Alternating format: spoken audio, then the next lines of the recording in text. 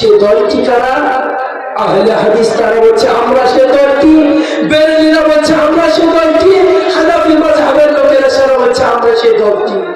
আজ থেকে রাসূল 1400 বছর পূর্বে জানিয়ে গেছে ওই দলটি হচ্ছে মা'আনা আলিহি ওয়া আসহাবিহি। যারা আমি রাসূলকে মানবো, আমার সাহাবীদেরকে মানবে, তারাই হবে জান্নাতি। সেই দলটির নাম হচ্ছে আহলে সুন্নাত ওয়াল জামাত। আহলে সুন্নাত ওয়াল জামাত হাদিসের ভাষায় যেমন আল্লাহর হাবিব সাল্লাল্লাহু আলাইহি ওয়াসাল্লাম বলেছে, আমি দুনিয়া থেকে বিদায় নিয়ে চলে যাব, দুনিয়া থেকে চলে যাওয়ার পরে তোমাদের কাছে দুটি জিনিস রেখে যাব, এক কিতাবুল্লাহ আর দুই সুন্নতে রাসূলুল্লাহ সাল্লাল্লাহু আলাইহি ওয়াসাল্লাম। তোমরা যদি হেদায়েত প্রাপ্ত সাহাবীদের উপর আমল এবং আমি রাসূলের আমলকে তোমরা আঁকড়ে ধরো এবং আল্লাহর কিতাবকে ইয়ানি কোরআন শরীফকে যদি তোমরা আঁকড়ে ধরতে পারো, তোমরা দিন থেকে পথভ্রষ্ট হবে না, তোমরা গুমরাহ হবে না, তোমরাই সঠিক দল হবে। মা'আনা আলিহি ওয়া আসহাবিহি, তোমরাই হবে সেই দল আহলে সুন্নাত ওয়াল জামাত, তারাই হবে জান্নাতি। আজ কিছু মানুষ নবীকে সম্মানের নাম নিয়ে অপমান করতে চলেছে। কিছু কিছু কাজ এমন এমন বলে যে সেগুলো রাসূল করে না, কোনো হাদিসে পাওয়া যায় না, রাসূলের নাম দিয়ে চালায়। কেন আল্লাহর হাবিব সাল্লাল্লাহু আলাইহি ওয়াসাল্লাম বলেছে, যে ব্যক্তি আমি যে কথা বলিনি, আমার সাহাবী যে কথা বলে না, আল্লাহ যে কথা বলে না, কোন মানুষ যদি বলে এটা রাসূল বলেছে, এটা সাহাবী বলেছে, তাহলে বলে সে ব্যক্তি সে যেন তার নিজের ঠিকানা বানিয়ে নেয় জাহান্নামে। রাসূল জানিয়ে গেছে।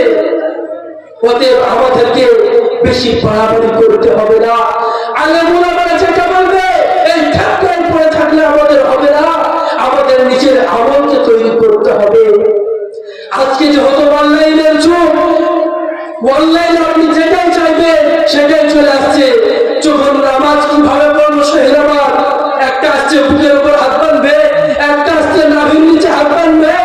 আমাদের এই যে ফেতনার মধ্যে পড়ে আছি, এই ফেতনায় থাকতে থাকতে আমাদের জীবনটা নষ্ট হয়ে যাবে, মরণের পরে হয়তো জাহান্নাম ঠিকানা হয়ে যেতে পারে। কারণ আমাদেরকে তৈরি হতে হবে। রাসূল কি করেছে, সাহাবা কি করেছে, সাহাবায়ে কেরাম কি আমল করেছে, রাসূল করিম সাল্লাল্লাহু আলাইহি ওয়াসাল্লাম কি আমল করেছে, সে আমল করতে হবে। তাহলে পরে মরণের পরে আমাদের ঠিকানা হবে জান্নাত। আমাদের একটাই টার্গেট থাকবে, মরণের পরে কি হবে, মরণের পরে কি হবে, এটাই আমাদের চিন্তা। অতএব মরণের জন্য আমরা প্রস্তুতি নিই। কখন জানা নাই, যেহেতু আল্লাহ রাব্বুল আলামিন কোরআনুল কারীমের ভিতরে বলে কুল্লু নাফসিন যায়িকাতুল মাউত, চার আছে তাকে মৃত্যু গ্রহণ করতেই হবে। সে ধনী বলেন, ডাক্তার বলেন, মাস্টার বলেন, প্রফেসর বলেন, যাই হোক না কেন কেউ বাঁচতে পারবে না, তাকে মৃত্যু গ্রহণ করতেই হবে। কেননা আল্লাহর নবী সাল্লাল্লাহু আলাইহি ওয়াসাল্লাম যেদিন দুনিয়া থেকে বিদায় নিয়ে চলে যাবে, শরীরে প্রশস্ত জ্বর, প্রতিরক্ত জ্বর, রাসূল করিম সাল্লাল্লাহু আলাইহি ওয়াসাল্লাম মাথাগুলো ঘেমে যাচ্ছে। হযরত আয়েশা রাদিয়াল্লাহু তাআলা আনহা রুমাল দিয়ে মাথাগুলো মুছে দিচ্ছে। এই মুহূর্তে